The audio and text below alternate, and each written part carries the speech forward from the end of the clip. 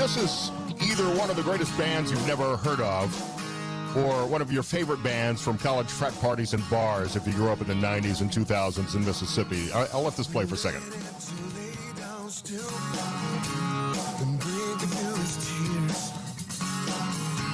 Conceiving a new angel child to live 1,000 years. The handle on this sanity broken. I guess I slipped away. Just give me something good. Give me something finer than what I need.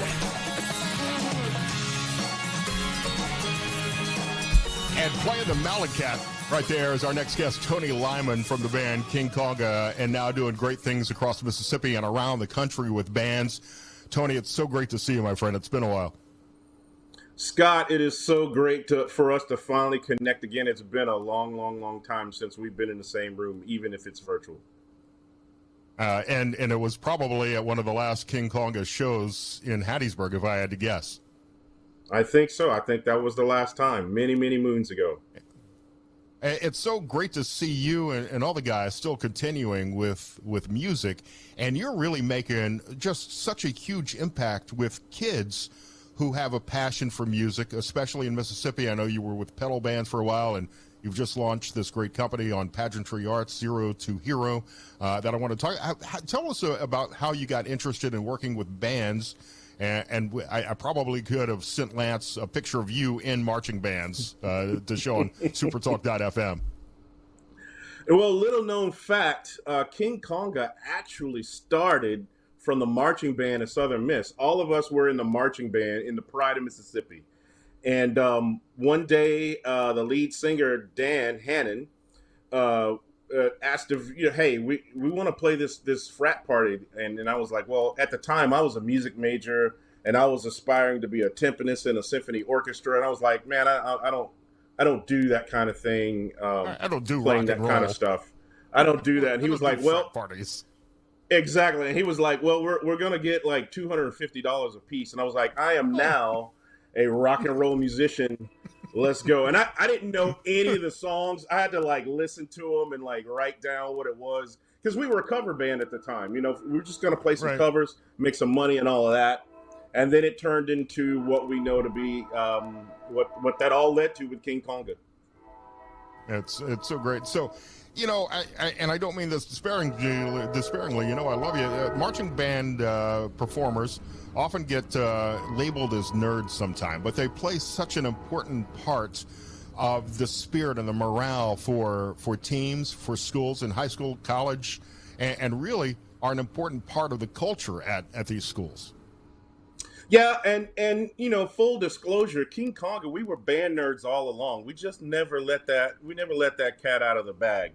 But it is how we've been depicted in movies and in TV shows. You got the nerd that's getting stuffed in the locker with his trombone or whatever. But part of what I am doing with this Zero to Hero pageantry arts platform is I'm just kind of shining some light on how much work that goes into it and how much skill it goes into. We're there before any of the sports teams wake up, and we're there after they go to bed. It takes so much effort to get all of those people coordinated and to learn their instruments and to do all those intricate things you see on the field. Well, not only do you have to be able to play, but you've got to learn the choreography that has gotten extremely elaborate in these days. I mean, obviously there are bands around the country like the $1 Million Band at the University of Alabama and the Ohio State Marching Band and their Script Ohio. But even in high schools now, the choreography has gotten extremely elaborate, and you've got pyrotechnics and a bunch of stuff happening. It's crazy now. It isn't your father's marching band anymore, I guess, so to speak.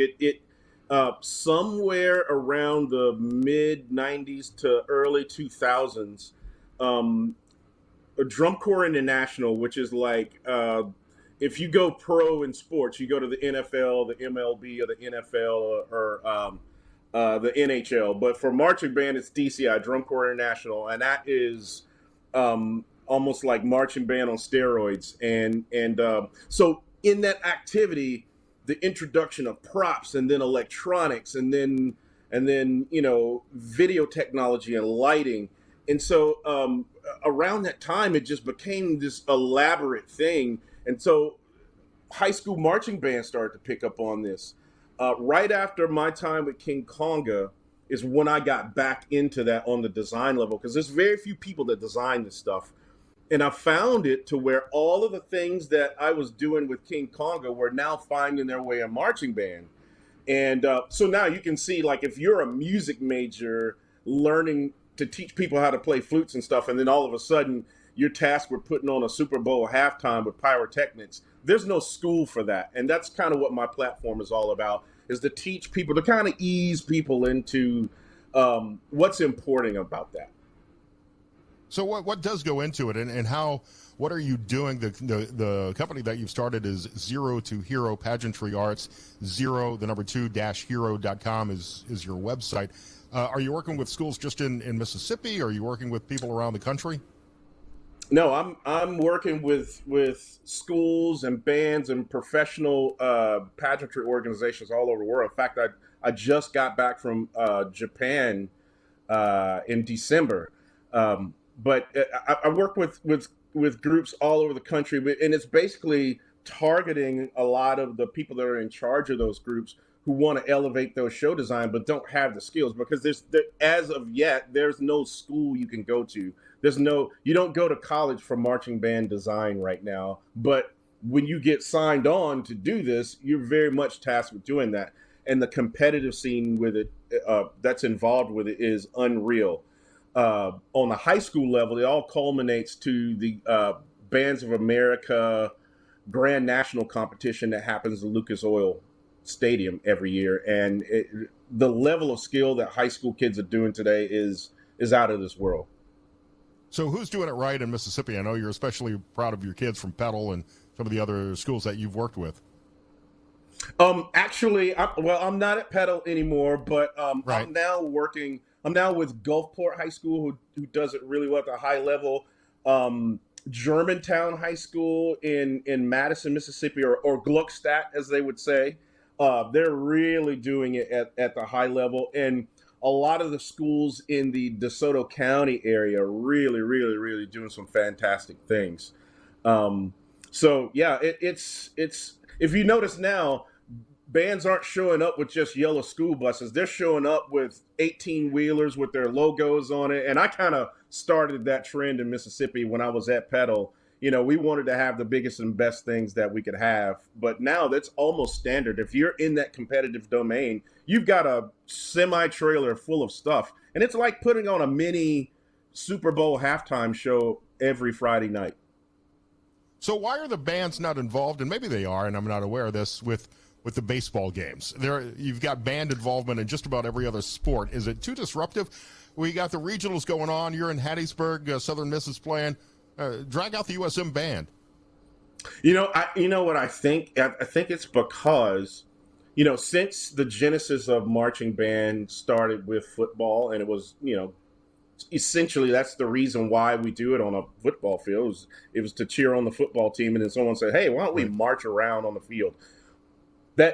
Baseball happens after that, and there's so many things involved with band. You have concert season, and you have, all of these community events. By the time it gets to baseball season, the band just wants a break. I think that is it, but I have advocated forever.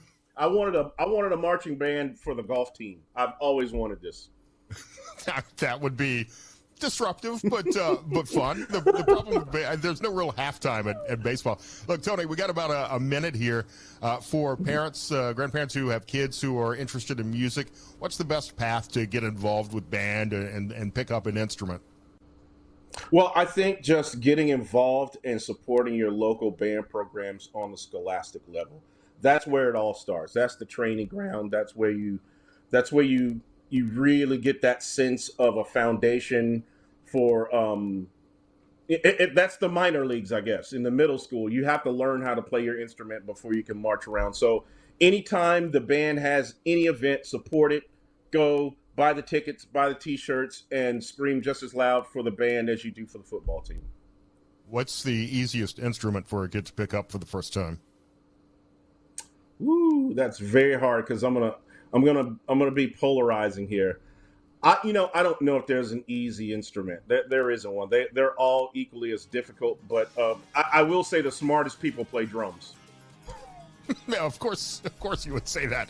Tony Lymon, Zero to Hero Pageantry Arts. Learn more at 0-2-hero.com, and we'll wrap it up with some old school King Kong. And Tony Lymon, I love you. It's great to see you. Good to see you too, Scott. Take care. Scott Sands in for Richard Cross. Super Talk Mississippi continues next. I give